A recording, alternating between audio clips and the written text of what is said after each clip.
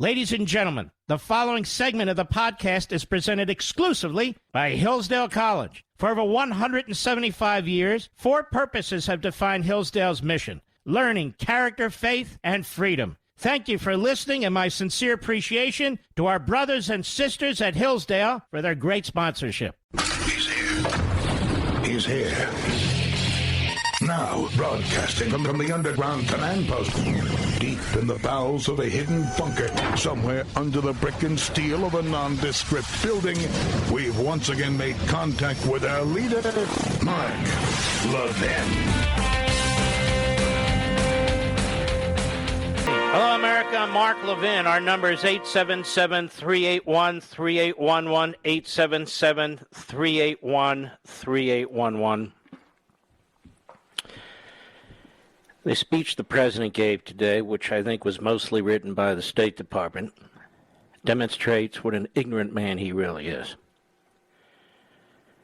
What an ignorant man he really is. And what a cold, nasty old man he is. About the genocide that he just unleashed in another country. Against women, against little girls, against patriotic Afghans that fought next to patriotic Americans and other allies. The consequences this will have for the United States in the unleashing of terrorism all throughout the world. The consequences in Iran, which is a blink away from having nuclear weapons. In Pakistan, that does have nuclear weapons. In our Cold War, if you will, against communist China and fascistic Russia. We've only seen a little taste of it. But a few things I saw in this speech which were quite horrendous. They keep diminishing the humanity of the American citizens in Afghanistan. First, they keep diminishing the number. Now it's about 100, ladies and gentlemen. They don't have the foggiest idea how many American citizens are in Afghanistan. They don't have the foggiest idea. But don't worry, because Biden says most of them are dual citizens. And the implication there is, don't worry. Many of them really are Afghans who became American citizens. So don't think of them as the guy next door and so forth and so on. So it's another racist, bigoted comment from this guy. But there's a lot more. The numbers continue to magically reduce. Have you noticed? Maybe there's 100 there. 100? I thought there were 250. Then he says 90% of 6,000, and 90% have been removed, which means 500 are still there. They don't have the foggiest idea how many American citizens are there. And still nobody asks, do we know if any American citizens were already murdered? Do we? Anyone who wanted to get out could get out. Said the White House, said the Secretary of State, they are liars. We know that as a matter of fact. Human beings on phones, human beings on video. People trying to get them out. Private, patriotic citizens and organizations trying and can't get them out. There are stories telling us who they are, what organizations they are. They are lying about the genocide that is and will now take place. Through the cover of diplomacy, don't you know? We're diplomatic. We're really going to show them. While the American media are no longer in Afghanistan. No cameras, no microphones, no nothing. Much like North Korea now. We can't hear the screams. We can't see the brutality and the torture. And the rape and the brutality. They're lying about the genocide that is and will take place. We don't trust the Taliban. That's the platitude that they now use to dismiss everything they've unleashed. lying about the effectiveness of diplomacy against this enemy. Diplomacy? Has that stopped the communist Chinese? Has that stopped the North Koreans? Has that stopped Iran? You think it's going to stop terrorists? Diplomacy? The very definition of a terrorist is they reject this civilized way of doing things, including even wars. They're lying about the future, the ability to defend over the horizon, a phrase that they invented, that they want to persuade you is this incredible power. And Joe Biden, now that he's pulled all the military out of Afghanistan, talks tough. We will hunt you down. They haven't hunted anybody down. They haven't hunted anybody down. They won't give us the names of these ISIS planners because they didn't hunt down anybody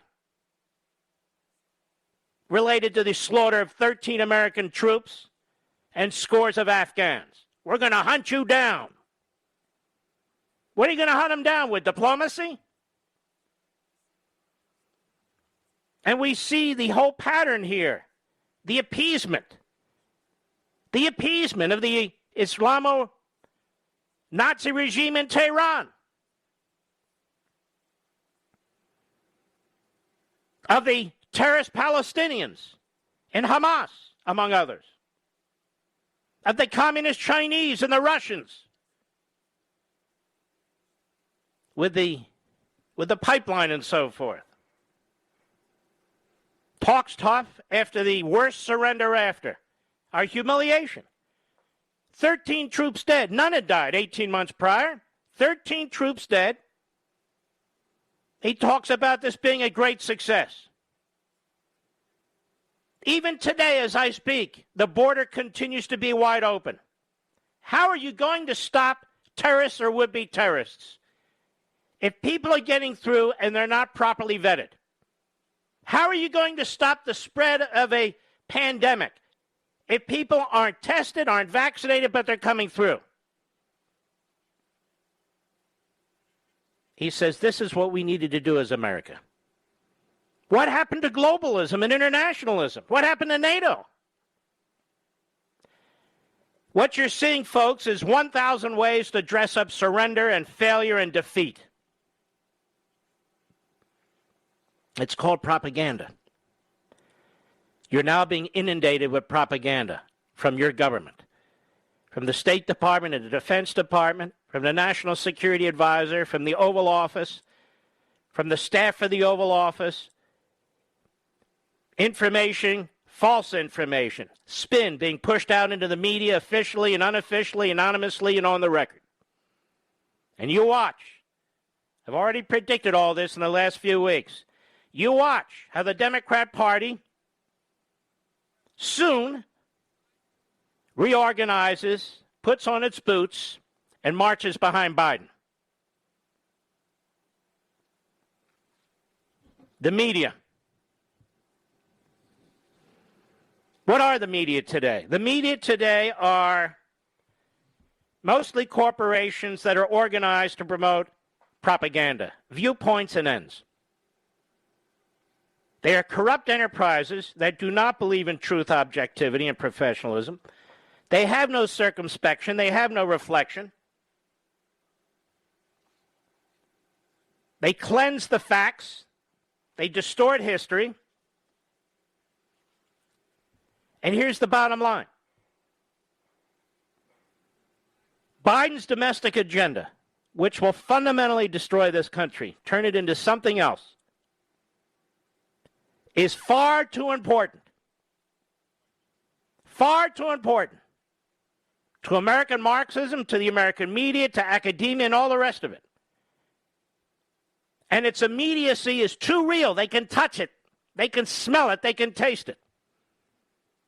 To sabotage it with truth and reality. That is, they are not going to fundamentally turn on Biden. They're going to pull back in their criticism, such as it is, of Biden. They're going to continue to promote propaganda and the talking points you're hearing. Reject truth and reality. because for them the domestic agenda is far too important, and truth and reality will sabotage it. Now, I want you to understand something. Me, on this program, I have uniquely raised time and time again the history of the New York Times. I've taken the time to read about it and to study it and to research it.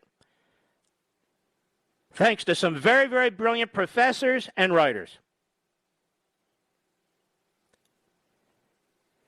The New York Times during World War II,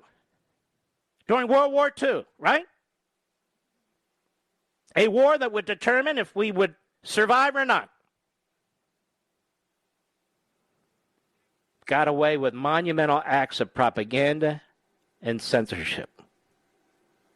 Monumental acts of propaganda and censorship. They were willing, as best as they could, to cover up the Holocaust right up to 1944. Now, why would they do that? They were willing to print lies, propaganda about Stalin, to help cover up his genocide against Ukraine, the Ukrainians, in 1932. Why would they do that? They romanticized and promoted Castro. Why would they do that? And to this day, they haven't been held to account. They're a flourishing corporation. They're the gold standard for the American media. By the way, this is all in Chapter 6 of American Marxism. I'm just explaining it. Why would they be willing to do that? Because there's an agenda that they're promoting. Media is organized propaganda. God, I wish we had a free press. Press that believed in at least trying to attain objectivity, truth, reality, facts. That's not what we have. Now, turning to American Marxism, for those of you who have it, 198, Edward Bernays, considered the father of modern propaganda, wrote in 1928 his book Propaganda. That propaganda is a consistent, enduring effort to create or shape events to influence the relations of the public to an enterprise, idea, or group. So vast are the numbers of minds which can be regimented. So tenacious are they when regimented, that a group at times offers an irresistible pressure before which legislators, editors, and teachers are helpless. Helpless. In the present structure of society, this practice is inevitable. Whatever of social importance is done today, whether in politics, finance, manufacturing, etc., must be done with the help of propaganda. Propaganda is the executive arm of the invisible government.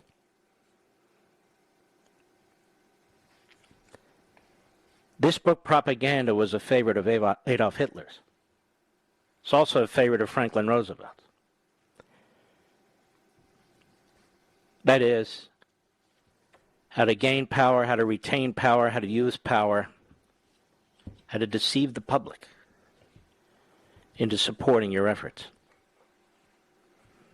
You can hear the language that Biden uses. You can hear the language that Blinken uses, that Sherman uses. You can hear the language that Pelosi uses, the good and the bad. Not intended to actually convey information, not intended to provide you with facts, intended to demand your acquiescence. You're being treated to this right now. We have fellow Americans who are behind enemy lines. There's not 100 of them. There's got to be hundreds and hundreds, if not thousands of them. They keep dumbing down the number, and then they keep dumbing down them. Dumbing down the nature of their humanity. Oh, they're mostly dual citizens, you know. What does that have to do with anything? They want you to believe diplomacy will counter genocide. Really? I don't think so. Then they lie about what choices they had. They lied that their hands were tied while they take credit for what took place. This is a humiliation. It is a disaster. It is horrendous. We sit here today comfortably in our own homes, in our own vehicles. We have American citizens behind enemy lines who are going to be killed, and our allies that protected us. I'll be right back. Mark Levin.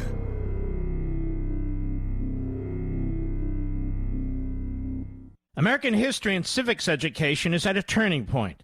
Will we allow bureaucrats and lobbyists to choose what school children are taught, or will we teach the whole truth? Now, my friends at Hillsdale College argue for teaching the truth. They've made the Hillsdale 1776 curriculum downloadable for free at ləʻvɪn.com. Available not only to teachers, but also to citizens like you to share with other concerned citizens. This complete K-12 history and civics curriculum, designed to give educators guidance, not mandates, allows students to learn the tragedies and triumphs of American history as it really happened. Our children deserve to be taught the truth through a sound curriculum that was created by teachers, not bureaucrats, and upholds the dignity of each individual. America's future depends upon an honest, candid look at our history. Download Hillsdale's 1776 curriculum for free today at ləʻvɪn.com. That's L-E-V-I-N for Hillsdale.com.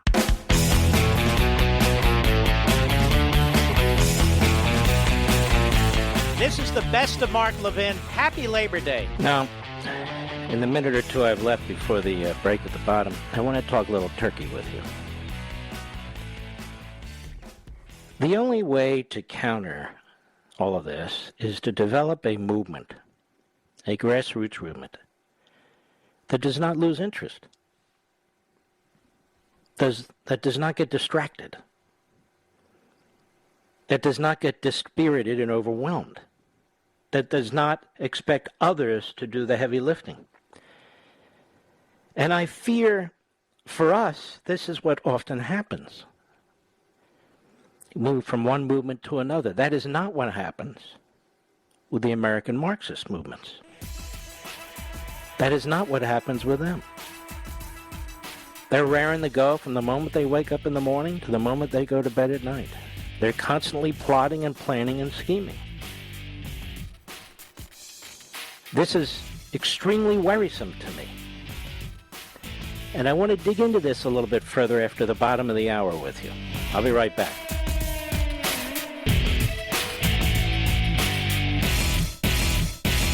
American history and civics education is at a turning point. Will we allow bureaucrats and lobbyists to choose what school children are taught, or will we teach the whole truth? Now, my friends at Hillsdale College argue for teaching the truth. They've made the Hillsdale 1776 curriculum downloadable for free at ləʻvɪn.com. Available not only to teachers, but also to citizens like you to share with other concerned citizens. This complete K-12 history and civics curriculum, designed to give educators guidance, not mandates, allows students to learn the tragedies and triumphs of American history as it really happened. Our children deserve to be taught the truth through a sound curriculum that was created by teachers, not bureaucrats, and upholds the dignity of each individual. America's future depends upon an honest, candid look at our history. Download Hillsdale's 1776 curriculum for free today at ləʻvɪn.com. That's L-E-V-I-N for Hillsdale.com. You're listening to the best of the Mark Levin Show. Happy Labor Day. He's driving the media mad. Mark Levin, call in with your outrage. 877-381-3811. Here's what I mean. Here's what I mean. As I say, the other side has sort of a permanent organized movement. Some of it's loosely organized, but nonetheless they're at it day and night. We are not. Some small percentage maybe, but generally we're not. And as I've explained in the past, about a third of the population of the country determines the future of the country. About a third. The Revolutionary War, about a third of the population supported the Revolutionary War. Thank goodness we didn't have polling back then. About a third. So two-thirds, for the most part, don't decide the fate of the nation. And you can see this throughout the world. The Russian Revolution in 1917, that wasn't a vast majority of the Russian people rising up for communism. It was a relatively small percentage. A relatively small percentage that supported the Russian Revolution. Same with the Communist Revolution and Mao. Even much smaller with Castro. Much smaller in Iran. You can go on and on and on. Look at Afghanistan. The Taliban represent a relatively small percentage of the population. Now they control everything. This is where we are headed. With this agenda that's on the table that they intend to enforce in the next month or two. This is where they are headed. The war on capitalism, the war on citizenship, sovereignty, the war on the constitutionalism, republicanism, the war on free speech and the nature now of indoctrination and propaganda in our elementary schools all the way up. The corrupt media, the corrupt Democrat Party, the propaganda that they spew. This is where we're headed. We're not headed toward a freer country, a more open country, a more prosperous country. We're headed where all democratic nations have the potential to wind up.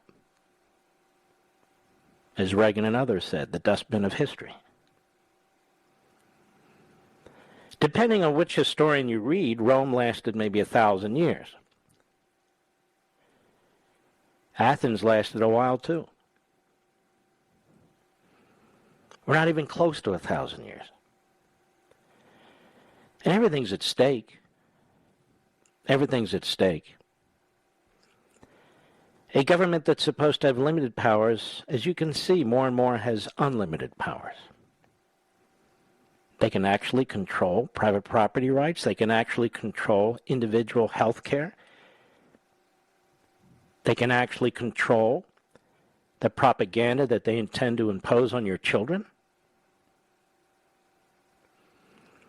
And you can't rely on the media. The framers thought you could, but obviously when it's corrupt, when it has taken a position in support of tyranny, pushes that agenda, it's no longer a free media, it's free press. I mean, they're free to do what they want, but that's not what was meant. That's not what was meant. It's media organized propaganda. That's what it is. It's organized propaganda to push an agenda. We've seen that now all too clearly. And so what do we do about this? Now, as my family will tell you, especially my wife, I sat down and I tried to figure out what to do about this. What do we do about it? I don't have all the answers, but I try to use whatever brain power I have, research abilities, writing abilities, speaking abilities, whatever abilities I have, and pull them together and spend endless weekends and nights and early mornings trying to figure this out. And I'm not alone, of course. And the result was American Marxism. And without getting too specific, I kind of touched on this the other day. I'm sitting down with people who love this country. Who love this country. All of whom have a copy of the book. Almost none of whom read it.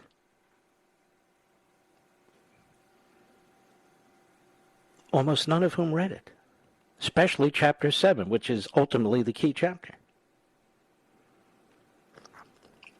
I didn't say anything at that point other than, why don't you read it? But if we're not prepared to even read something, and I'm not saying that's the end-all and be-all, it's an example of one thing. That we prefer to whine and complain and so to reinforce each other's frustration, we're going to lose. They're going to win. We're going to lose and they're going to win. Because there's no lie that's too bad that they won't tell. There's no power they won't grab that they won't exercise. And they're expecting a public that may be upset, frightened, scared, angry, but lame, ultimately. Lame. They're not the majority, whether Biden's president or not. The majority of Americans don't hate their country. The majority of Americans don't think this is a racist country. The majority of Americans of all ages are not opposed to capitalism. We benefit from capitalism.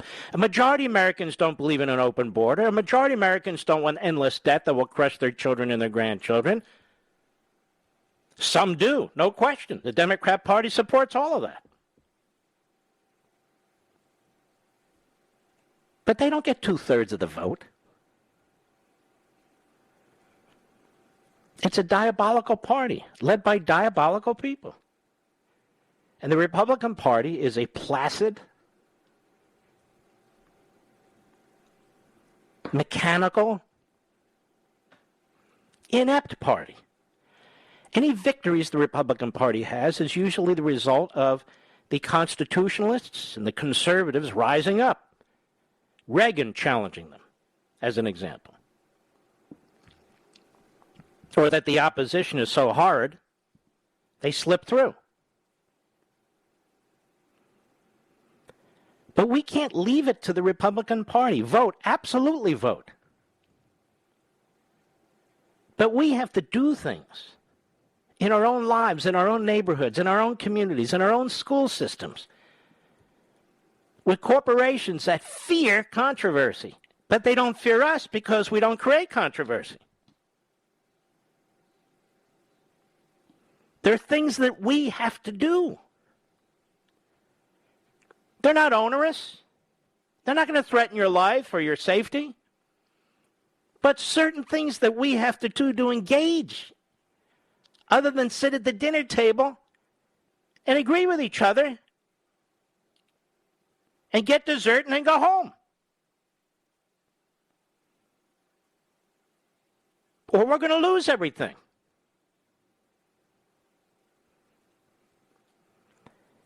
Now, these attacks on liberty come in different forms. You see what's happened in Afghanistan, but you see what's happening in the United States. And you also see as perfect examples, almost aquariums of evidence, what's happening in these dark blue states.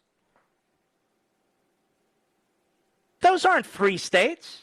Those aren't free people in many respects. And people who understand it are trying to get the hell out of there. So the Democrat Party has a plan. We're going to nationalize everything. Everything. The voting system, private property through landlords and tenants, health care. We're going to nationalize everything so we, the 1/3, can make all these decisions. Screw the red states or the purple states. Every state has to be California or Massachusetts or New York or whatever. Mobility won't matter anymore. I'm going to this state. It doesn't matter anymore. The capital gains tax, think about that. What is it taxing? Your participation in capitalism. That's what the capital gains tax is taxing. You take a risk, or you buy a home, or you create a small business. This is the most vile tax of them all. If you fail, you don't get anything. If you succeed, they want 40, 50, 60% of it. You're just too damn successful. They don't do that to teachers' unions members. They don't do that to slip and fall lawyers. This is the base of their party that provides the manpower and the money to their party. Everything they do is purposeful. Everything they do. Now, this isn't the way to grow ratings and keep an audience. I got it. But I've been doing this a long time. And most of you have trusted me. You know I speak from the heart. You know I speak from the mind. I try to speak the truth. This isn't a game for me. I'm not competing against anybody. I have no competition in this time slot, to be perfectly honest with you. I'm not competing against anybody. My books aren't competing against anybody. They're always number one. That's because so many of you are so smart and engaged. But what about everybody else? What about everybody else? People can no longer say, Mark, what can we do? I say, the question is, what can I do or you do? And now I've said what you can do. You don't have to. You may have 1,000 ideas of your own. God bless you. The Communist Manifesto lives on and on and on and on. It lives on forever. As diabolical as it is, all the human genocide that has followed, it's right in front of our face. We see it in North Korea. We see it in Communist China. You see it all over. But our words have to have a similar impact.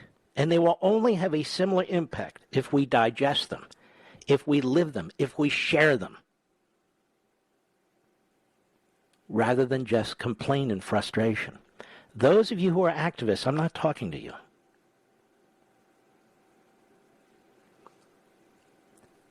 Just look at your children and your grandchildren. They're the target. They're the target. You don't like the fact that Joe Biden's leading this country, or Nancy Pelosi is the Speaker of the House, or Schumer's running the Senate? You don't like the fact that we have these radical judges who refuse to judge, who are political hacks? I'm with you. The border's wide open and so forth and so on. We can talk about this till we're blue in the face. And we should talk about it a lot to spread the word. But we've got to do more. There's 900,000 of you who have a copy of American Marxism. Please read it. Please go to chapter 7. If you don't want to read the first 6 chapters, please. Please share it with your friends and neighbors, please. Nothing's easier to at least start the ball. I'll be right back. Mark Levin.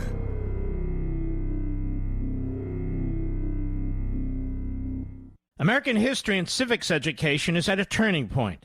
Will we allow bureaucrats and lobbyists to choose what school children are taught, or will we teach the whole truth? Now, my friends at Hillsdale College argue for teaching the truth. They've made the Hillsdale 1776 curriculum downloadable for free at ləʻvɪn.Hillsdale.com. Available not only to teachers, but also to citizens like you to share with other concerned citizens.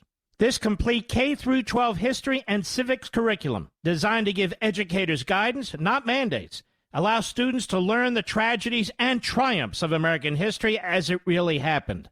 Our children deserve to be taught the truth through a sound curriculum that was created by teachers, not bureaucrats, and upholds the dignity of each individual. America's future depends upon an honest, candid look at our history. Download Hillsdale's 1776 curriculum for free today at ləʻvɪn.Hillsdale.com. That's L-E-V-I-N for Hillsdale.com.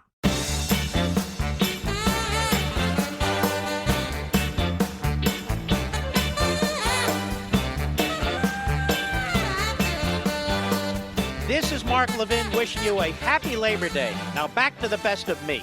Political tries to move past Afghanistan fiasco. The president and his Democratic allies are looking to return to their focus to the legislative agenda and COVID-19 pandemic. See, they don't stop. So we have men and women behind enemy lines who are now effectively hostages to the Taliban, ISIS, and Al-Qaeda. We have God knows how many citizens, because we're getting lies. The numbers just change too much. They don't have any idea.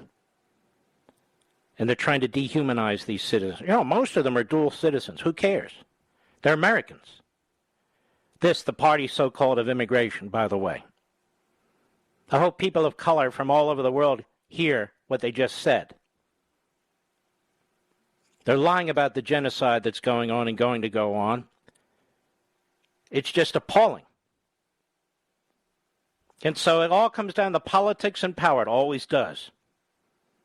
They write the cold political calculation is based on a belief inside the White House that Americans, by and large, will ultimately process the withdrawal from Afghanistan as necessary, albeit difficult, act even if they harbor lingering doubts about its execution. The path forward for them in the fall remains COVID and infrastructure, said Jennifer Palmieri, former communications director at the Obama White House, close to the Biden administration. The most important facts about Afghanistan remain that he got us out in terms of what the public cares about. You don't care about the citizenry, ladies and gentlemen? That's why they're dehumanizing American citizens behind enemy lines who are now hostages. That's why they are dehumanizing the men and women who assisted us in this war. Thousands of them are being slaughtered as I speak because they want you to move on. Will they succeed? The deaths of 13 of our service members? So we're moving on now, ladies and gentlemen. Don't worry about people overseas. Our diplomats are going to fix that. Our diplomats are going to fix that. It's over now. We're out of Afghanistan. Here's the problem. We're out of Afghanistan, but Afghanistan's not out of us. You get my point, Mr. Producer? I don't know how you look at 9/11, and we'll be looking at it again when the so-called anniversary occurs. I don't like an anniversary. You know, anniversaries are supposed to be good. But the 20th anniversary, I don't know how you look at that and say, okay, the war's over. We were never at war in Afghanistan when we got hit. This moronic phrase in the graphics on TV, the war's over. Oh, thank God. That war's never over. They're terrorists. That's why you build up the United States military. That's why you support the cops. That's why you have a border that you control. Open or shut, you get to make the decision. And shut is better, certainly now. We're still not doing the things we need to do to protect this country. But now it's on to destroying it from within, you see. Destroy it from within. Mark, what do we do? What do we do? I'll be right back.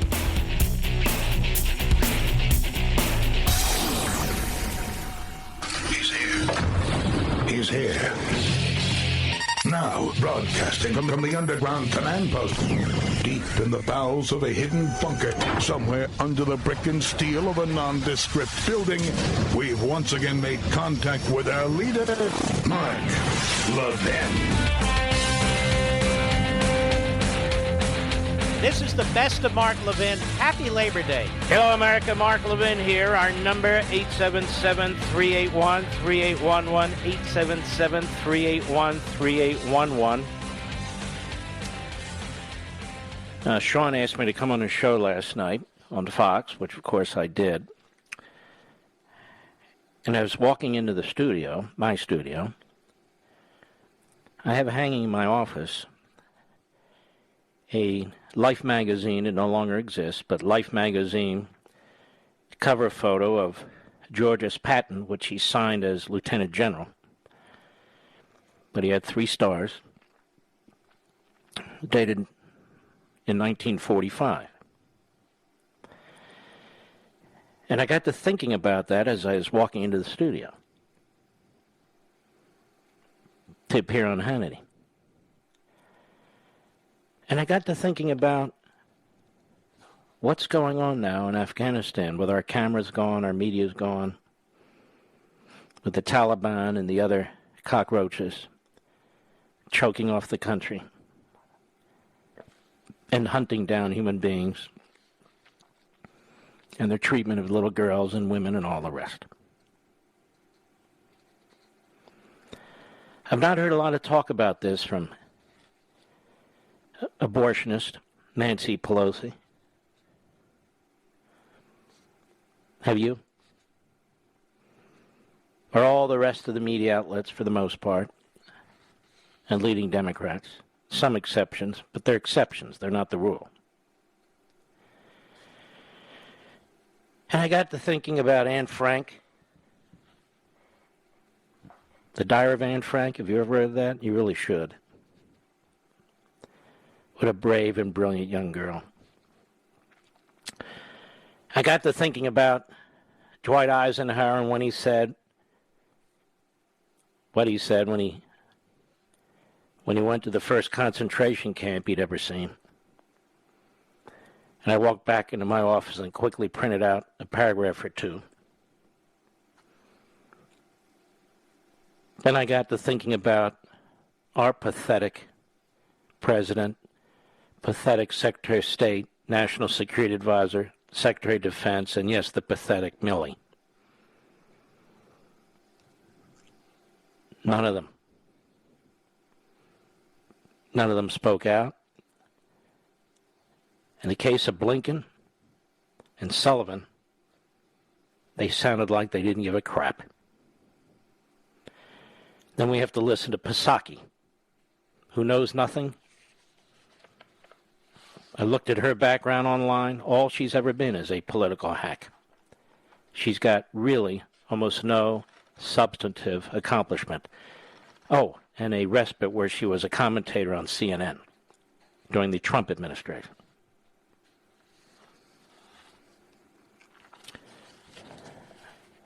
But people who didn't see it have contacted me. They've seen it online. They've seen the clips. So I'm going to play it for those of you who are in your vehicles this evening or at home, at your table, wherever you may be. The truckers across the nation. Cut 23, go. First, I want to talk to General Milley. General Milley, I have this hanging on my office wall. You know who this is? This is George S. Patton. You're no George S. Patton, General Milley. How many Anne Franks are there tonight in Afghanistan? How many Anne Franks are hiding in cellars all across that country today? I want to talk about the people left behind, not the 124,000 who've been evacuated to safety. I want to talk about the millions who now have had genocide unleashed upon them. And before Joe Biden became president of the United States, were living mostly in peace and mostly in safety in what was a neutralized Afghanistan with a minimal American military footprint. I want to read something. I never do this. I went back to Dwight Eisenhower's book, Crusade in Europe, when he went to the death camps. He said, the same day, April 12, 1945, I saw my first horror camp. It was near the town of Gotha. I've never felt able to describe my emotional reactions when I first came face to face with the indisputable evidence of Nazi brutality against the Jews and ruthless disregard of every shred of decency. Up to that time, I had known about it only generally or through secondary sources. I am certain, however, that I have never at any other time experienced an equal sense of shock. I visited every nook and cranny of the camp because I felt it my duty to be in a position from then on to testify at firsthand about these things in case these ever grew up at home, the belief or assumption that the stories of Nazi brutality were just propaganda. Some members of the visiting party were unable to go through with the ordeal. I not only did so, but as soon as I returned to Patton's headquarters that evening, I sent communications to both Washington and London, urging the two governments to send instantly to Germany a random group of newspaper editors and representative groups from the national legislatures. I felt the evidence should be immediately placed before the American and British publics in a fashion that would leave no room for cynical doubt. Now, we have propagandists in this country, from the Defense Department to the State Department to the White House. Highly paid Admiral Kirby, Nick Price, Jen Psaki, and others, and now generals who are part of the propaganda. Do you think George Patton or Omar Bradley or the top general, George Marshall, would leave American citizens in enemy territory under any circumstances or conditions, including at the order of the commander-in-chief? No commander-in-chief has ever ordered any general to leave citizens behind. What about these children and these women? What about the Afghan allies, the men who fought next to us, firefight after firefight? What about the 80 to 100,000 SIV visas granted, special visas granted to patriots who fought side by side with Americans? Instead, we hear that the American citizens didn't act fast enough. Instead, we hear this was a massive success. Instead, we hear we will use diplomacy to deal with these Nazis. Instead, we hear we may, in the future, work with them against ISIS as if they're different. It's the Taliban that allowed al-Qaeda to attack us on 9/11. The Taliban. They have our equipment. They have our people. They have our allies. They are going to threaten us. They're working with the Communist Chinese. They're working with Putin. They're working with the Iranians. And listen to me, America. Can you hear the screams of the people of Afghanistan tonight? Because they're screaming. Can you hear the women being brutalized? Can you hear the bullets and the execution? Because it's occurring under the cover of dark, because our media is unable to be there. While they're celebrating at the State Department and the Defense Department and at the White House, and while they want to turn the corner and change the politics to human infrastructure of all things and to COVID-19, by God, I've never been more disgusted with my government and the top brass of the United States military than I am right now. Listen, they're screaming. Do you hear them? They're begging for help. Do you hear them? American citizens, they say, waited too long. Waited too long while Joe Biden lied to us over and over and over again. This is a humiliation for our country. It is part of our history that can never be wiped away. And I feel so horrible for our American troops, our real soldiers, who would not have tolerated this, but for General Austin and General Milley and all the rest of them. And most of all, Joe Biden, you have blood on the hands for the rest of your life. And I'm live now. And folks, we have Americans who are still over there. I know as time goes on, for some people it's like death. It's not that you get used to it.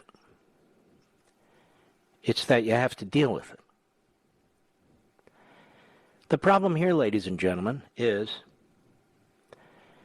we can't get used to this. Because there are men and women, American citizens, many of whom hopefully are not dead. And their government turned on them. These politicians turned on them. Much of the American media have turned on them in that they just don't care. It's time to move on to climate change, to abortion on demand funded by the taxpayers. It's time to move on to the subjects that matter, to this tyrannical regime and its tyrannical party structure. But not so fast. We the people, not the politicians in Washington, we must demand accountability. We must insist on recriminations.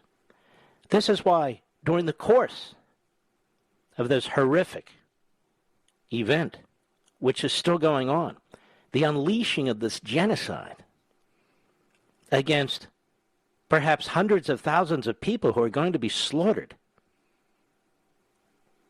like it's Cambodia, or the Third Reich, or Stalin's Russia, or Mao's China. We are the ones who are going to have to voice the moral clarity, because these institutions that surround us and have devoured so much of what we care about, they are not. They are responsible for this. They are responsible for this. Joe Biden did this. Nobody else.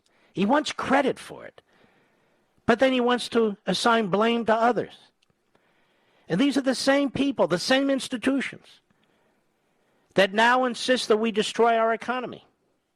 that now insist that we destroy how the Senate works, that now insist that the borders remain open, even though Axios reports that 1/3 of the little kids over a period of 2 to 3 months are missing.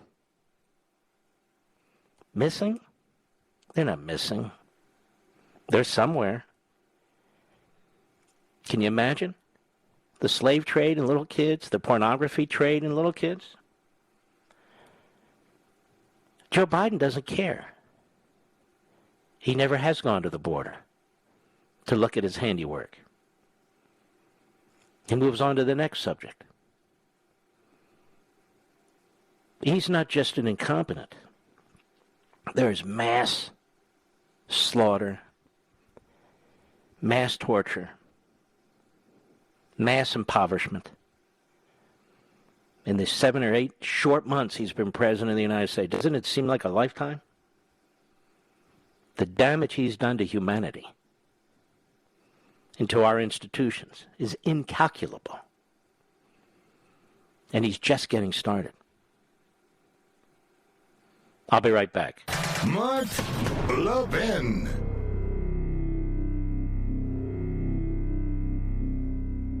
Over 2,000 of you, my listeners, made the switch from overpriced wireless carriers to Pure Talk over the past few months. We want the rest of you to join us and to see what we're talking about. If you're with AT&T and Verizon or T-Mobile, your family could save over $800 a year just by switching to Pure Talk. You get great coverage, you can keep your phone and your number, and you'll save a fortune. Pure Talk is the top-rated wireless company by Consumer Affairs, with the absolute best consumer service team based right here in America. Does that sound good? Well, it gets better. Right now, get unlimited talk, text, and 6 gigs of data, just $30 a month. And if you go over on data, they don't charge you for it. They don't care. Go to puretalkusa.com and enter promo code Levin Podcast. Again, puretalkusa.com, promo code Levin, Levin Podcast. And when you do, you'll save 50% off your first month. That's puretalkusa.com, promo code Levin Podcast. Pure Talk USA, simply smarter wireless.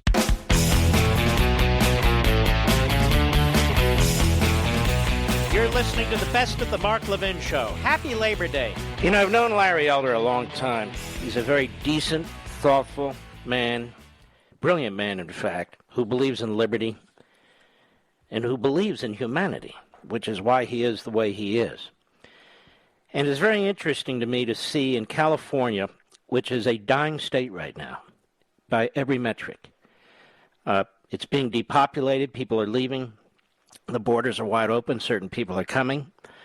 It is a massive welfare state with the highest tax structure in the United States, and it's going higher. Bureaucrats and commissions control so much of the state.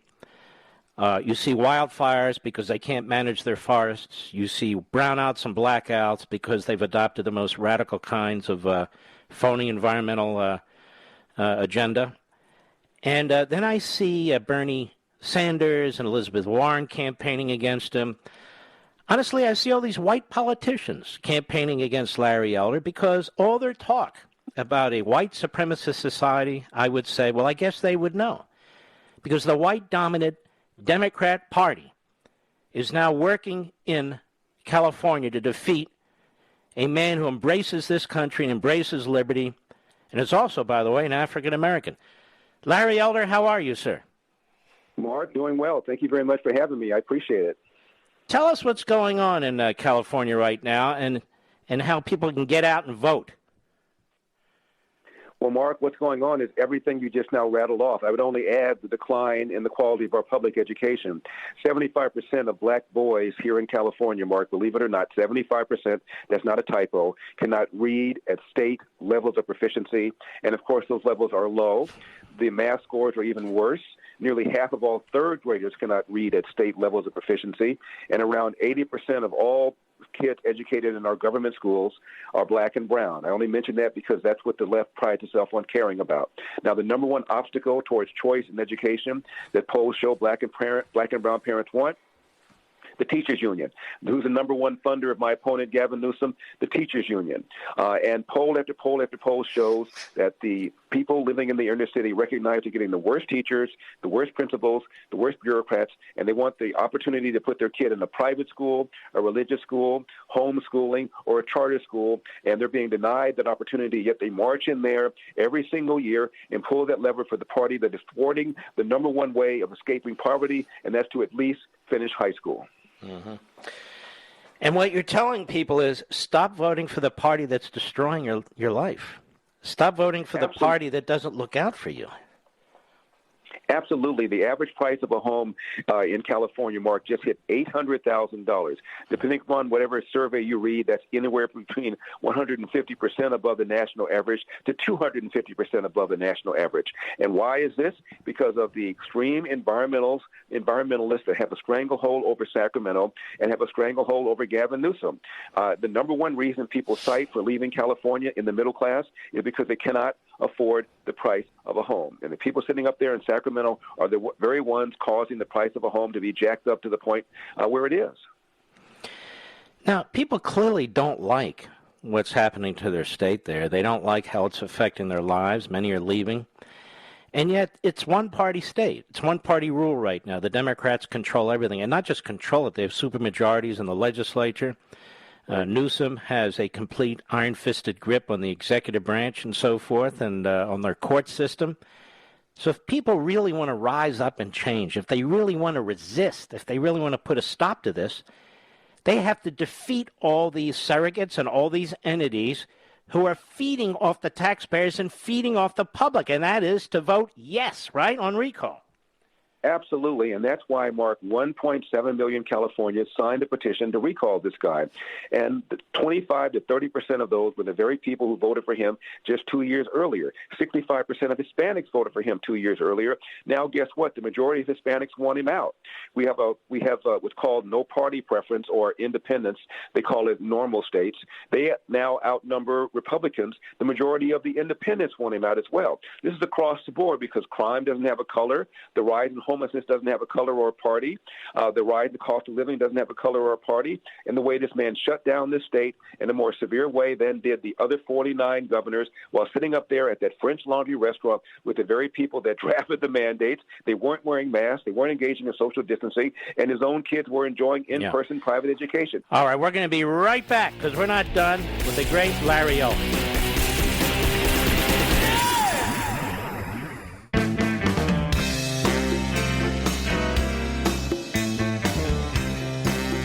This is Mark Levin wishing you a happy Labor Day. Now back to the best of me. This is Radio Free America on the Mark Levin Show. Call now, 877-381-3811. Larry Elder is a candidate for governor in California. He's urging people, as we all are, to vote yes for the removal, effectively, of the current governor, who's a complete incompetent boob. Now, Larry Elder, what is the message that you want to say to the people listening all over California? Obviously, you've gone through the issues and so forth, but that they must turn out in large numbers. They can't leave it to other people to do the heavy lifting for them, right? Well, that's exactly right, Mark. You know, are you happy? Forget about Larry Elder. Are you happy that for the very first time people are leaving the state? Are you happy that the price of a home has just now hit $800,000? Are you happy stepping over homeless people? Are you happy about needles on Venice Beach?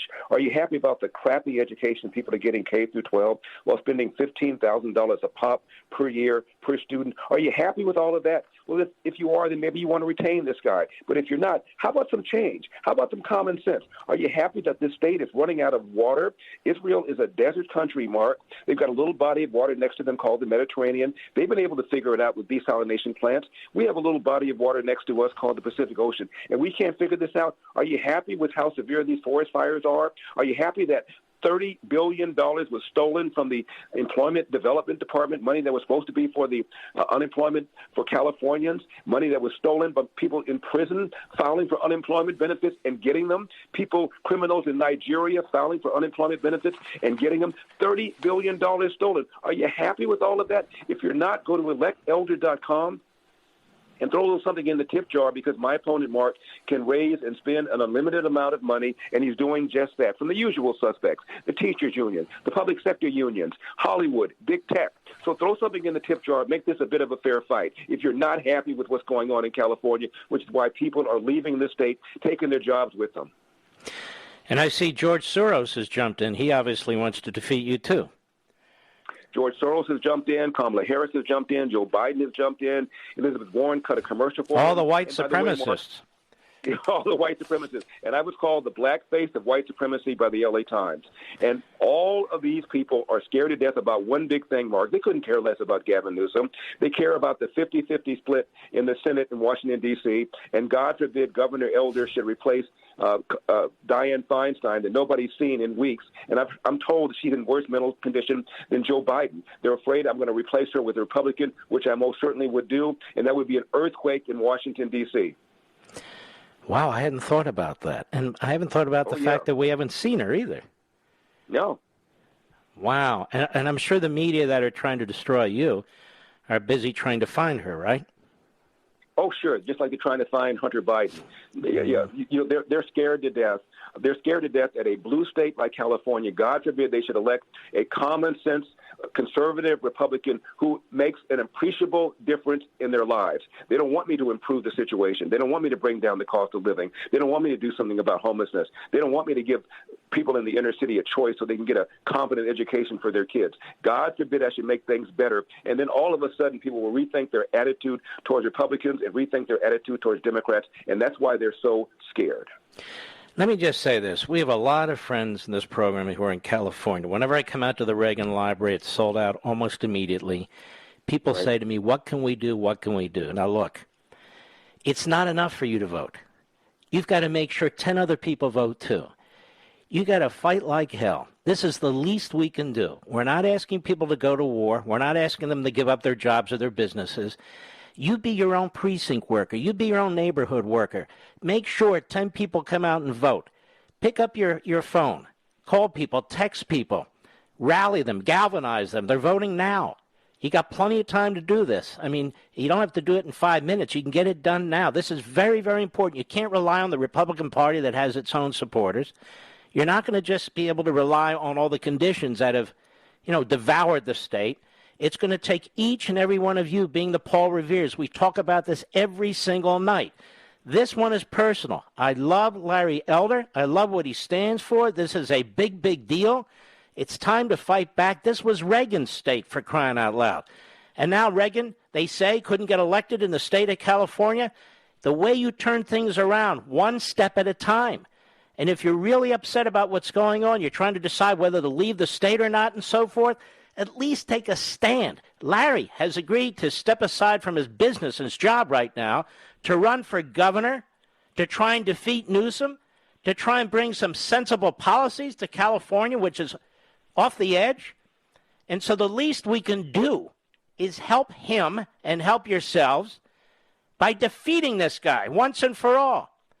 Anyway, any final words, Larry, and where can people go again to help you? They can go to electelder.com, electelder.com, and you're quite right, Mark.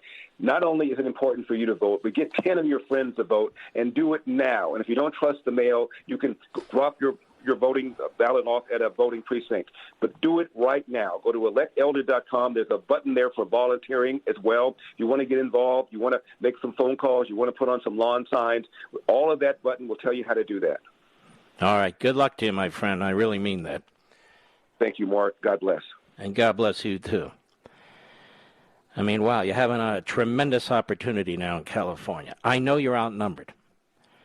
But there's probably more people than you think who are disgusted with what's going on. I'm not talking about teachers' unions and all the rest of them. There's a lot of other people. If you don't encourage them to vote, if you don't follow up with them, they're not going to vote. And by all means, you got to vote. Make sure your family members vote. If they're in California and so forth, this is very, very important. We need an enormous number of people to turn out because there's more Democrats and there's more corruption in that state than we've seen anywhere else, quite frankly. And that's saying a lot. But you will shake the world. You will shake the world, not just America. You will shake the world. And you see what's going on here. The public sector unions, If you're in the private sector union or you're a cop or a firefighter, you shouldn't put up with this either. You should be voting Newsom out and support Larry Elder. He hates the cops. Look at you firefighters. Look at what you have to do with these forest fires all the time. Utterly mismanaged.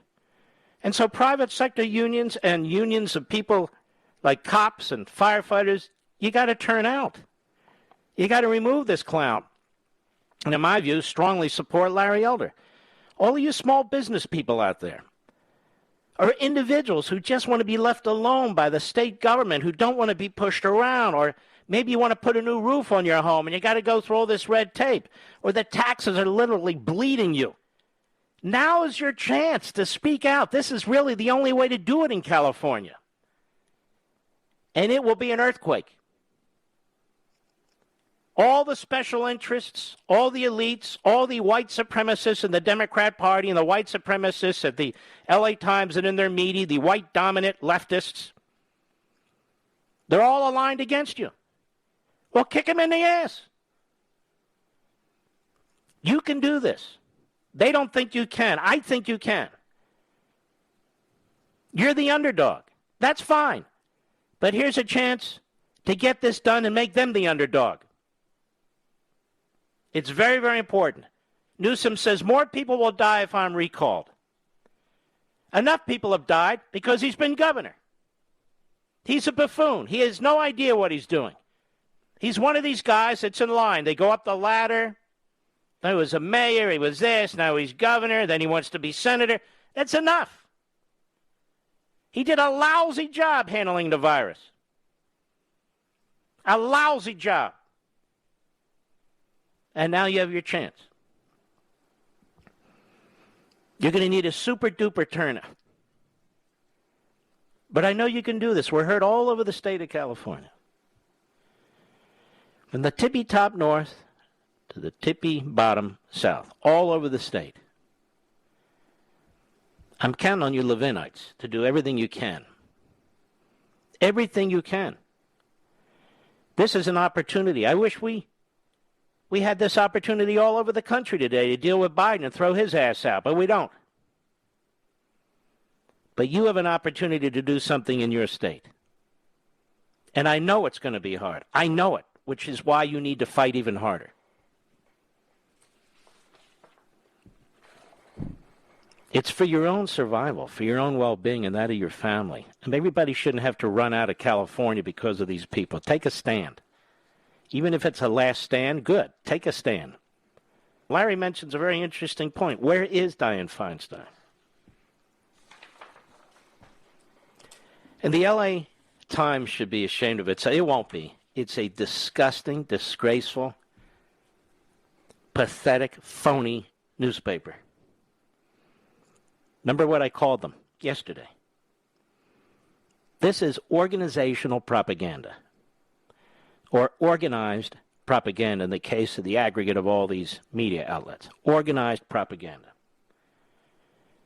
If Larry Elder were a radical leftist, an American Marxist, if we were pushing for the destruction of capitalism, open borders, undermining our military, undermining law enforcement, letting criminals out the back door, he would be heralded by the LA Times. These newspaper editors and journalists, they obviously don't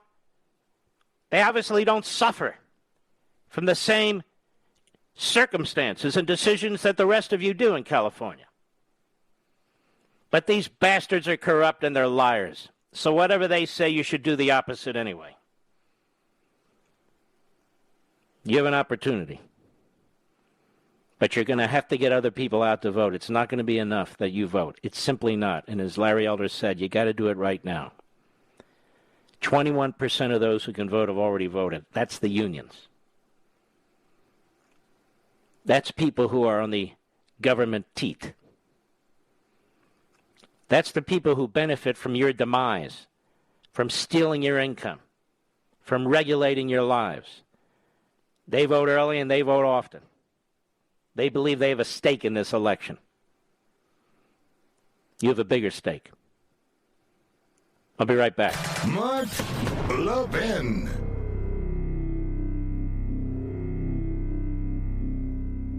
Over 2,000 of you, my listeners, made the switch from overpriced wireless carriers to Pure Talk over the past few months. We want the rest of you to join us and to see what we're talking about. If you're with AT&T and Verizon or T-Mobile, your family could save over $800 a year just by switching to Pure Talk. You get great coverage, you can keep your phone and your number, and you'll save a fortune. Pure Talk is the top-rated wireless company by Consumer Affairs with the absolute best consumer service team based right here in America. Does that sound good? Well, it gets better. Right now, get unlimited talk, text, and 6 gigs of data, just $30 a month. And if you go over on data, they don't charge you for it. They don't care. Go to puretalkusa.com and enter promo code Levin Podcast. Again, puretalkusa.com, promo code Levin, Levin Podcast. And when you do, you'll save 50% off your first month.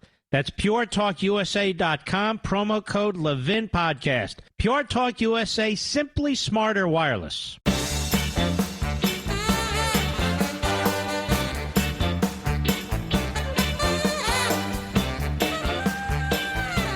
This is the best of Mark Levin. Happy Labor Day. Well, in Talibanistan, the Taliban has said that its number one ally is going to be Communist China. They believe in the Communist China's economic agenda. So in addition to all the rest of it, we've just turned over the entire region to China. And people will say, good, let them get bogged down. They're not going to get bogged down. They're not going to war with the Taliban. They're aligning with the Taliban. And they're going to have access to unbelievable minerals and wealth. And a geography, if you look at Afghanistan, that place them in a strategic advantage. Mountains and tunnels or no mountains and tunnels. Against India, against Pakistan, and other countries. It gives them a lane into the Middle East that they didn't have before. And I guess they're going to get the Bagram Airport, too, which is a major disaster. A major disaster. Unbelievable. But don't worry, Mitch McConnell's taken the lead and said they can't impeach. But here's the thing. Let me just say this. When they impeached Donald Trump twice, they knew they couldn't remove him. They knew they didn't have the votes to remove him. The goal wasn't to remove him. The goal was to hurt him politically and otherwise. The goal was to hurt the Republican Party. The goal was to create talking points, to create tactics based on a strategy to delegitimize his presidency if they could, to keep constant tumult taking place, stirring of the pot, making it more and more difficult, they hoped, for he and his administration to function, and ultimately looking to the next election to try and wound him so badly and to create headlines with their corrupt media friends in order to take the White House ultimately. So I'm going to be perfectly honest with you. That is the reason to impeach Joe Biden. For the same exact reason. But we are stuck. We're left with people like Mitch McConnell, who's a clown, and his surrogates in the editorial pages in the media, who are clowns. Many of them are never Trumpers. That helps support what you see today and pretend they have no responsibility for it. Of course they've contributed to this. Clowns like Ann Coulter and others, Mona Charen. The list is so long I can't even begin. I mean, I shouldn't have begun. But that's where we are. Well, we can't remove him. They couldn't remove Trump, but they did it anyway. You don't hear Ben Sasse calling for impeachment, do you? You don't hear Romney calling for impeachment, do you? You don't hear Murkowski calling for impeachment, do you? No. What Trump did was unbelievable. But what Biden has done, leaving American citizens behind enemy lines, defying a Supreme Court decision, violating federal immigration law, and on and on and on. No. Andy McCarthy says those aren't impeachable offenses. Well, that must be the answer then. Wow, who knew? All right, folks, we'll be right back. A lot more to cover. We're going to continue to keep our eye and our attention on what's going on in Afghanistan. But we have to look over our shoulder what they're trying to do to our country from within, because these people are endlessly plotting and scheming. I'll be right back. Ladies and gentlemen, this final hour of the podcast is sponsored exclusively by AMAC, the Association of Mature American Citizens. Now over 2 million conservative members strong, AMAC believes in and stands up for the values that we care about: faith, family, and freedom. Thank you for listening, and please support AMAC. And you can become a member at amac.us/join. He's here. He's here. Now, broadcasting from the underground command post, deep in the bowels of a hidden bunker, somewhere under the brick and steel of a nondescript building, we've once again made contact with our leader, Mark Levin. You're listening to the best of the Mark Levin Show. Happy Labor Day. Hello, America. Mark Levin here. Our final hour of the evening. 877-381-3811. We'll take some of your calls later. Still lots to cover here. The Daily Mail, you may have heard this, you may not. Biden abandons Afghan interpreter who rescued him when his Black Hawk helicopter was forced to land in a snowstorm in 2008. Translator asked President to save him from Taliban. He's still over there. He's going to be target number one. He's hiding from the Taliban with his wife and 4 children. After trying for years to get out of Afghanistan to no avail. He had 19 warnings, my God! Biden was on board one of 2 Black Hawk helicopters. They made an emergency landing in a blinding snowstorm, writes the Daily Mail, when the interpreter came to his rescue. Hello, Mr. President. Save me and my family, Mohammed said. According to the Wall Street Journal, don't forget me here. Mohammed, going only by his first name for safety reasons, is hiding from the Taliban with his family after trying for years to get out of Afghanistan to no avail. And Mohammed, while working for the U.S. Army, had a key role in a story often repeated and embellished by Biden himself during his 2008 run for vice president. As Senator, Biden was on board one of 2 Black Hawk helicopters. They made an emergency landing in a blinding snowstorm alongside then-Senators John Kerry and Chuck Hagel. Where the hell is Chuck Hagel? I know he likes to spend a lot of time in Florida eating grouper, trashing Trump. And John Kerry, where is he? Blowhard, flying around the earth about carbon dioxide. Mohammed is one of thousands of SIV applicants left behind. That's interpreters, or people who assisted our forces. There were 88,000 SIV applicants, and as of last week, only 6,000 got out. Hello! That means over 80,000 have been left behind. There's going to be mass graves over there.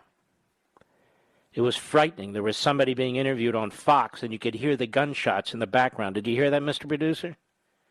They're going house to house killing people. You could hear the shooting. I mean, it's one thing if you're Joe Biden and you have no morals, you have no conscience. You're a sick, stupid, nasty old man. But to then drag the whole country into his world with the thanks of the Democrat Party and the media is really unbelievable. Unbelievable. Private security team with the former firm Blackwater and U.S. Army soldiers stood watch for Taliban fighters as the crew called the Bagram Air Force. Oh, the air base, I should say, for help. Oh, that's not our base anymore. Where Mohammed jumped in a Humvee along with a force from the 82nd Airport Division and drove hours into the mountains to rescue them. The 3 senators were driven back to the base with the convoy. Imagine if the Taliban had gotten those 3. Hello, Mr. President. Save me and my family, Mohammed said, according to the Wall Street Journal. Don't forget me here. I can't leave my house, he said on Tuesday. I'm very scared. Mohammed's visa application reportedly stalled when the defense contractor he worked for lost records needed for his visa application. As the Taliban seized control on August 15, Mohammed tried his luck at the Kabul airport gates, but was turned away by U.S. forces. They told him he could go, but he'd have to leave his wife and children behind.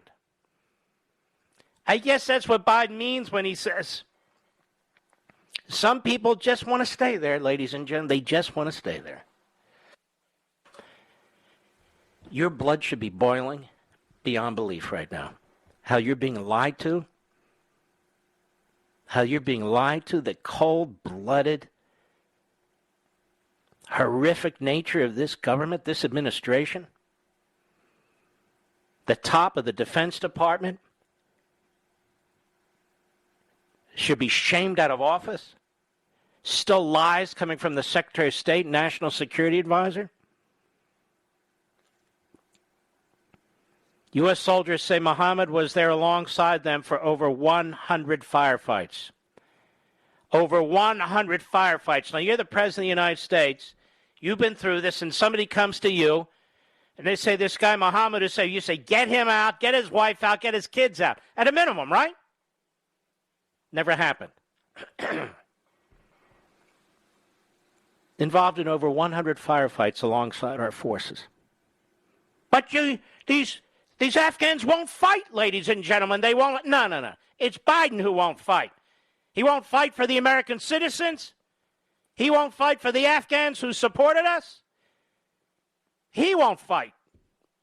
And his neck's not even on the line. The area of rescue is not under Taliban control, but just one day before the 3 then senators' chopper went down, Taliban had killed nearly 24 Taliban insurgents, just 10 miles away. We were going to send Biden out to fight the Taliban with snowballs, but we didn't have to do it, Kerry joked after the senators' rescue. The trip was one of many that Biden, then chair of the Senate Foreign Relations Committee, took overseas with Kerry and Hagel. Yeah, Mo, Larry, and Curley, who went to become Secretaries of State and Defense, respectively, under President Obama. Now, in a speech on the campaign trail, Biden said in 2008, you want to know where al-Qaeda lives? You want to know where Osama bin Laden is? Come back to Afghanistan with me. Come back to the area where my helicopter was forced down with a 3-star general and 3 senators at 10,500 feet in the middle of those mountains. I can tell you where they are. It's in the mountains between Afghanistan and Pakistan, he said, where my helicopter was recently forced down. So there he is acting like a tough guy. Hey, I was there, a tough guy, yeah, and the helicopter went down. Probably, please save me, Mohammed. Please, I beg you, get me out of here. Me and Mr. 15 Purple Hearts over here, and Chuck Schmegel. Please, please. Army veterans stepped in on Mohammed's behalf to call for help. If you can only help one Afghan, choose Mohammed, wrote Sean O'Brien, an Army combat vet who worked with him in Afghanistan in 2008. He earned it. The U.S. has evacuated over 120,000 from Taliban rule since August 14, they write, including 5,500 Americans. But left behind somewhere between 100 and 200 Americans. Those numbers mean nothing to me. I don't believe them.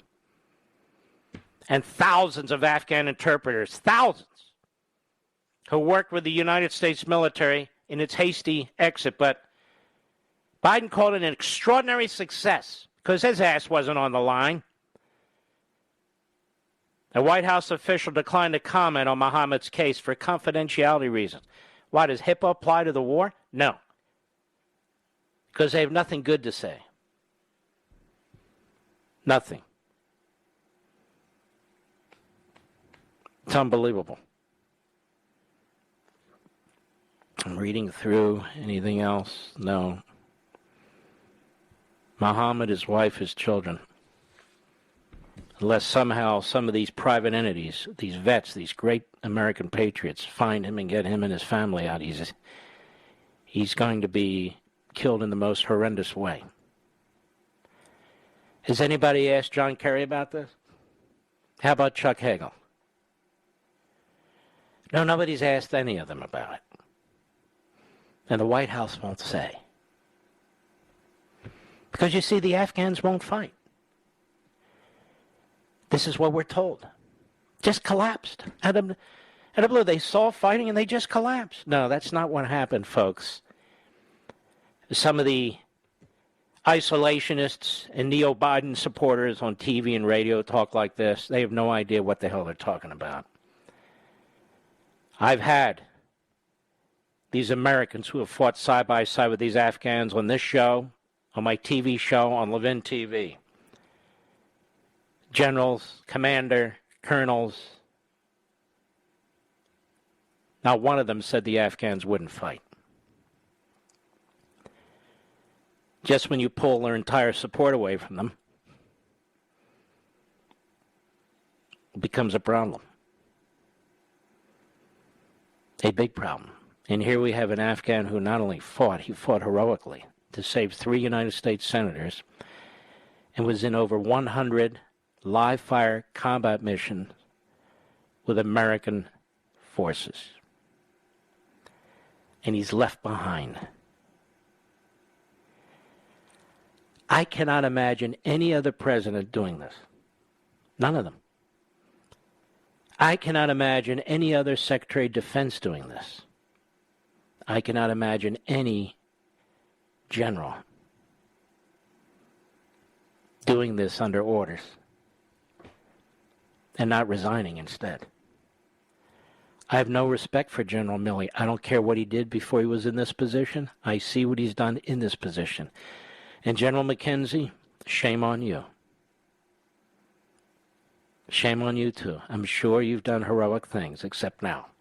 You will be remembered not for what you've done before today, but for what you did today. And may well be that this will be viewed for the next year, 2, 3, 5, whatever, with the corrupt, organized propaganda media as a great thing. But history will condemn these men. Our military schools will use these men and what they did as an example of complete and utter betrayal. That's what they will do. That's why these parents of the murdered 13 American heroes are so furious. And they are right. And now the Democrat Party wants to change the subject. Next time you hear Biden or members of his party talk about people of color, remind them of the people of color in Afghanistan. Next time they talk about women's rights and equity, remind them of the women that they left in enemy territory. Next time they talk about gun control, remind them of the guns that they gave the terrorists. I'll be right back. Mark Levin.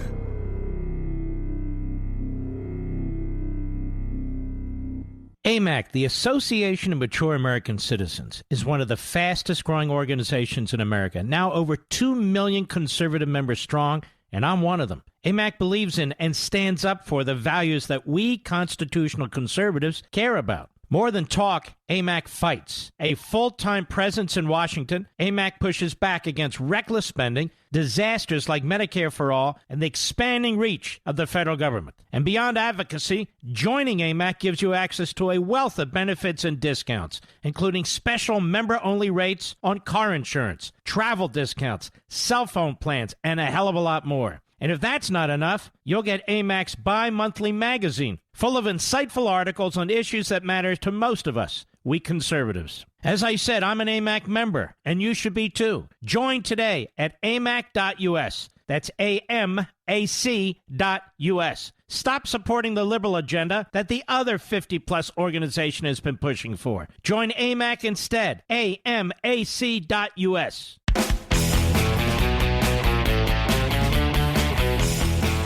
This is Mark Levin wishing you a happy Labor Day. Now back to the best of me. All right, the Daily Mail. Listen to this. This is a bombshell. This is a bombshell. All the backbenchers in radio and TV, please listen. All the backbenchers with your websites, please listen. Please use this. Daily Mail. As Biden repeats claim that nobody could have known Afghan army would collapse, bombshell transcript from July reveals he pressured Afghan President Ghani to create, quote, perception, unquote, Taliban wasn't winning, whether it's true or not, quote, unquote. You hear this, Mr. Producer? Reuters today released excerpts from last call between Biden and Ghani before the Afghan president fled. They talked for about 14 minutes on July 23 as the Taliban advanced rapidly. Biden told his counterpart of a perception that the fight against the Taliban was not going well.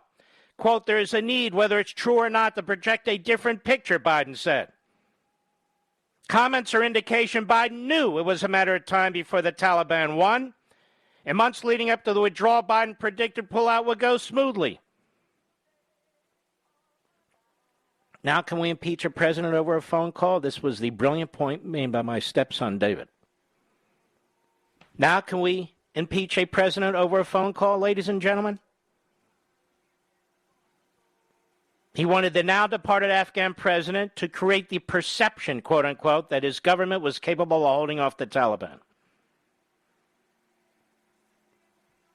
This has been transcribed now.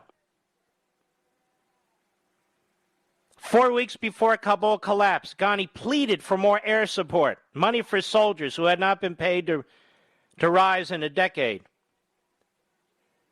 A transcript obtained by Reuters revealed two leaders oblivious to the impending disaster and an American president focused on spinning the message.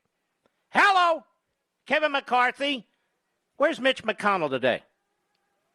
Where is he? At some cafe in Washington? I don't know. Quote, I need to tell you the perception around the world and in parts of Afghanistan, I believe, is that things are not going well in terms of the fight against the Taliban.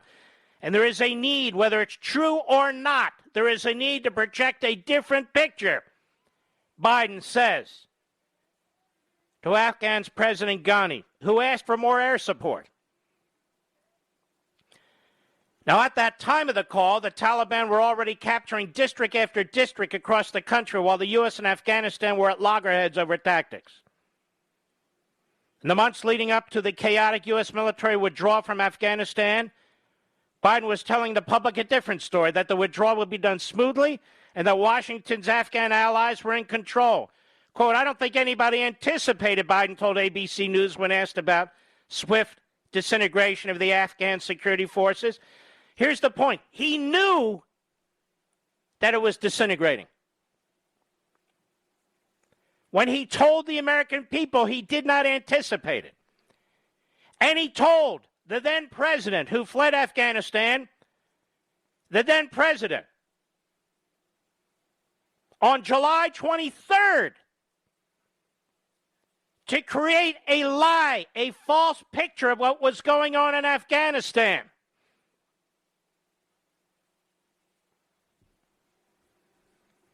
Unbelievable. In the withdrawal, he says, we'll do it responsibly, Biden, deliberately and safely. This is what he said to ABC. We'll do it in full coordination with our allies and partners. And there are more forces in Afghanistan than we do. And the Taliban should know that if they attack us, as we draw down, we will defend ourselves and our partners with all the tools at our disposal. In July, Biden said the withdrawal, which was to be completed by August 31, was proceeding in a secure and orderly way. He gave no indication it would be chaotic. When asked if Taliban takeover of Afghanistan was inevitable, the president responded, no, it is not. It is not inevitable. When Biden was asked if he trusted the Taliban, he replied, no, but I trust the capacity of the Afghan military, who's better trained, better equipped, and more competent in terms of conducting war. The president was then asked about his own intelligence community's assessment that the Afghanistan government would likely collapse. That's not true, Biden responded. They did not reach that conclusion. The intelligence community did not say back in June or July that, in fact, this was going to collapse like it did. Biden told ABC News earlier this month. He said he was not told that Taliban would take over as quickly as they did. Instead, he said there was a possibility it would take more time. Not even close, Biden said. But behind the scenes, Biden knew that the situation was more precarious. And he wanted the president of Afghanistan to lie, to create the impression that his forces weren't being overwhelmed. Now, ladies and gentlemen, this is a phone call, as my stepson pointed out, David. This is a phone call over which somebody should be impeached, and his name is Biden.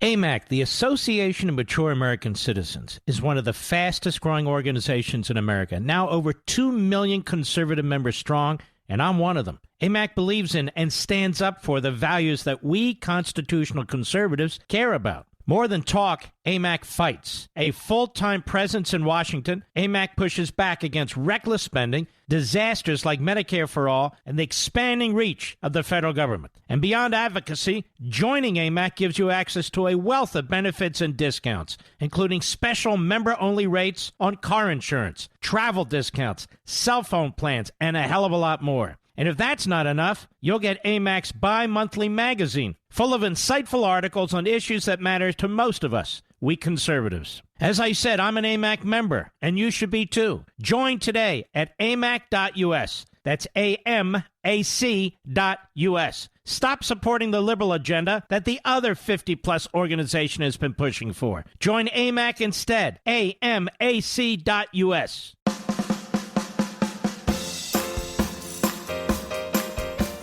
This is the best of Mark Levin. Happy Labor Day. Mark Levin, tough as hell. That's why I like Mark Levin. And I'm not sure a lot of people like him. He's tough as hell. But I like him.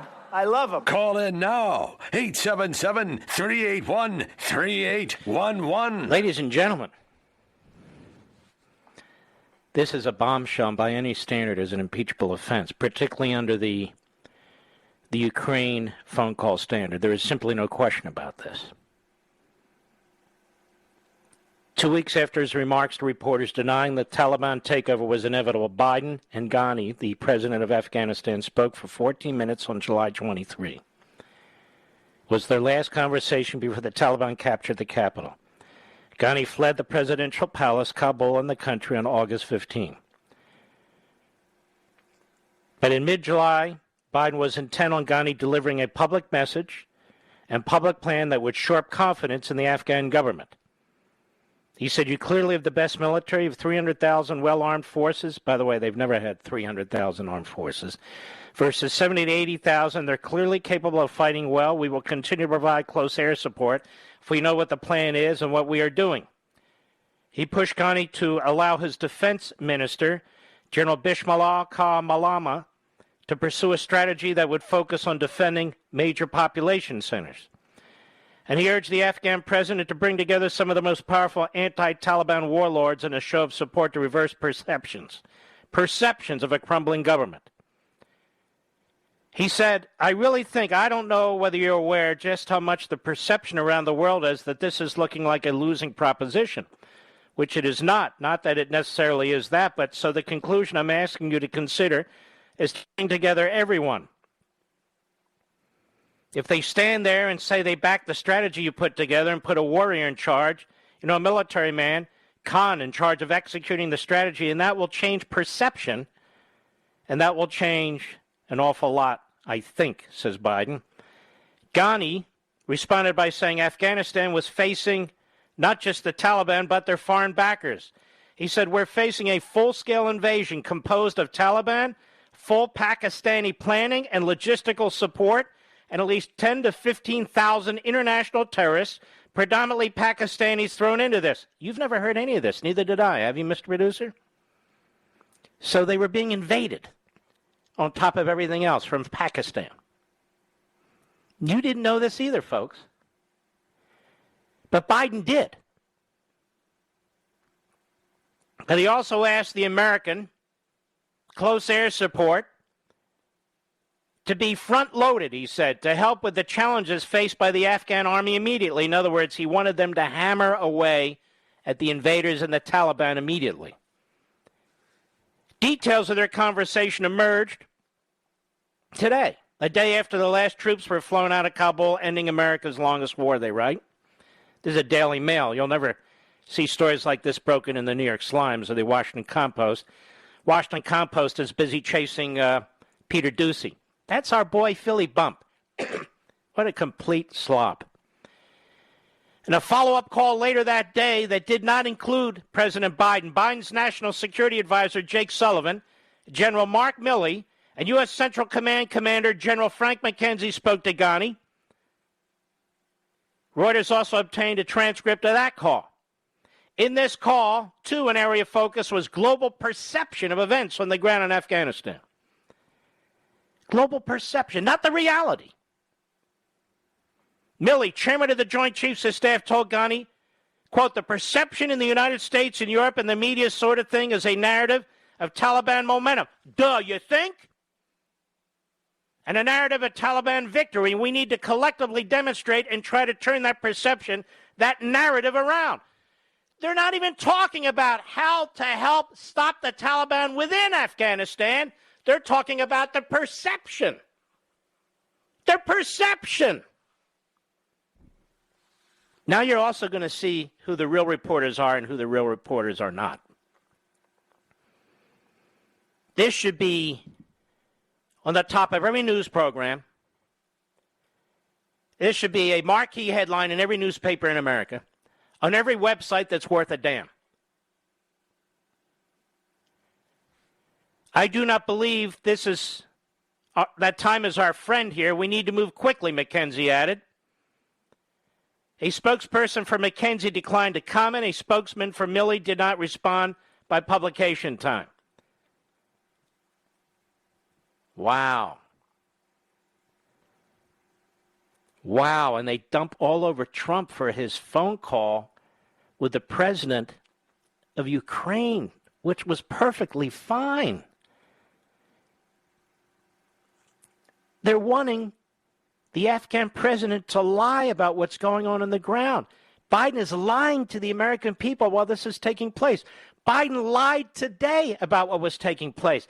This is the first time I've read that you had foreign fighters pouring into Afghanistan from Pakistan. But perception, the word perception keeps popping up. Wow. Nobody could have known, Biden said, I'm quoting him, the Afghan army would collapse. But Biden knew it was collapsing. And I'll add a few other points. Here you have the president of Afghanistan, whatever you think of the guy now. Here you have the president of Afghanistan saying, I need you to front load air power. We need air power. What does Biden do, Mr. Producer? He shuts down our air base and pulls out the air power. And what do Milley and McKenzie say? We're running out of time on perception.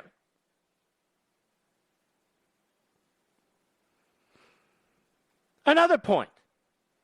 As they blame the citizens of the United States, the dual citizens for being in Afghanistan. We sent them 19 warnings. Biden, you were trying to tell the world, and you did tell the world, that you didn't know that the Afghan army would collapse this quickly. You didn't give him what he wanted, air cover. You pulled him out of the air base, for God's sakes.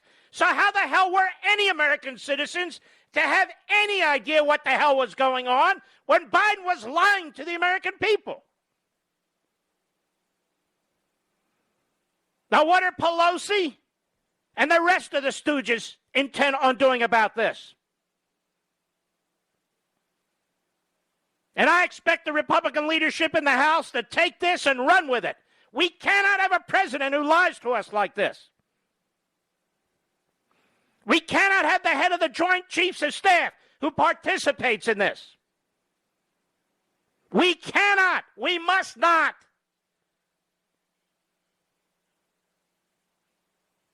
We can't believe a damn thing that comes out of his mouth, or Milley's mouth, or Austin's mouth, or the Secretary of State, the National Security Advisor.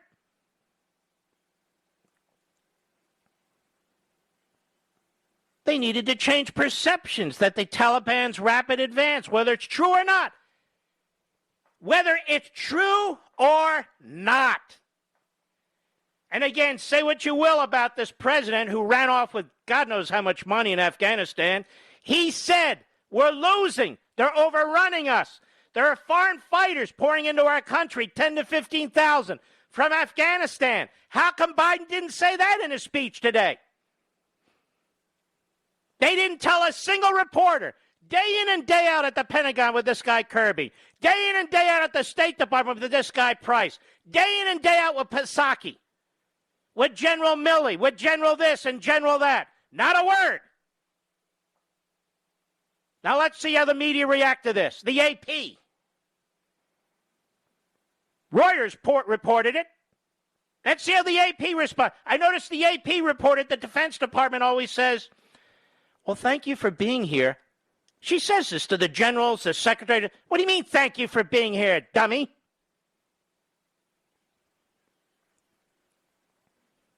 Let's see how the White House press corps responds to this. Oh, we need to get this behind us. And at the same time, we deserve props, you know. This was a fantastic, unbelievable success, unprecedented. And I sit here, I think about things. For instance,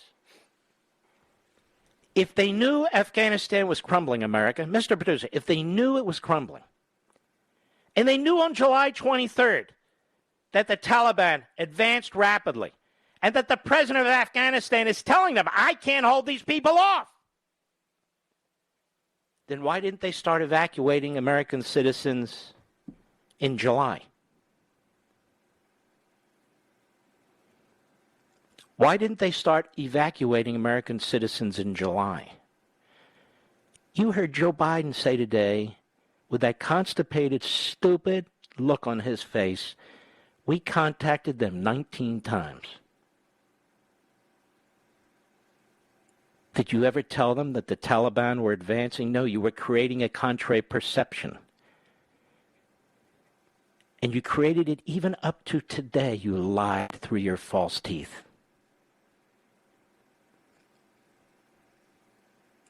This is shocking. And I'll do something I never do. I want to thank Reuters. I want to thank Reuters for putting this information out because no other newsroom in America got it. And you had newsrooms in America regurgitating the propaganda from the White House, the senior brass at the Defense Department. They always say, our troops are heroes, our troops are valorous, our troops are patriots. Of course they are. The only people who ever question our troops are the people in the Democrat Party who hate them. Not us. But these generals abused our troops. This administration abused our troops. This administration lied to the American people as combat was going on. They lied to the American people. They lied to each and every one of you, including those of you who voted for Biden. They lied to you.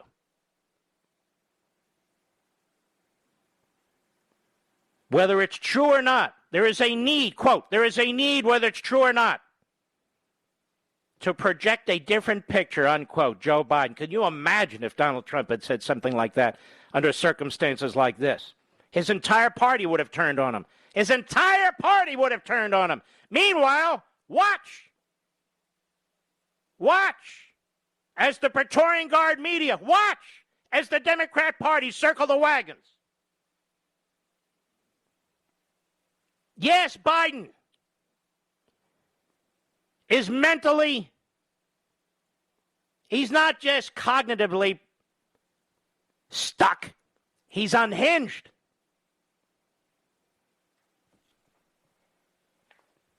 This is no joke. Wow. This is huge. This came out while I was on the air, 6:44 p.m. Eastern Time, Mr. Producer. 6:44 p.m. Eastern Time. Now, you're also going to find out all the hosts and producers and directors of all these TV shows and radio shows who listen to my every syllable. And you know what? They're smart. They should. It's time for the echo chamber to really kick into gear. I'll be right back. Mark Levin.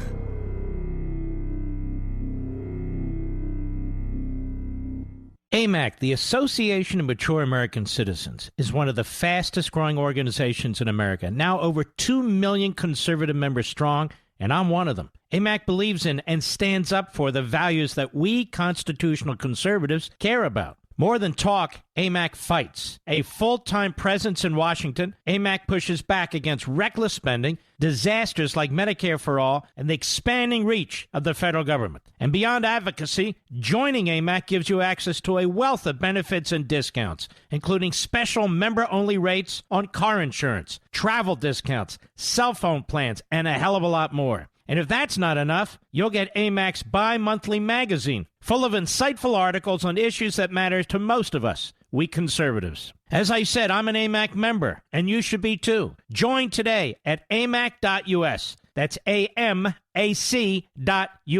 Stop supporting the liberal agenda that the other 50-plus organization has been pushing for. Join AMAC instead. AMAC.us.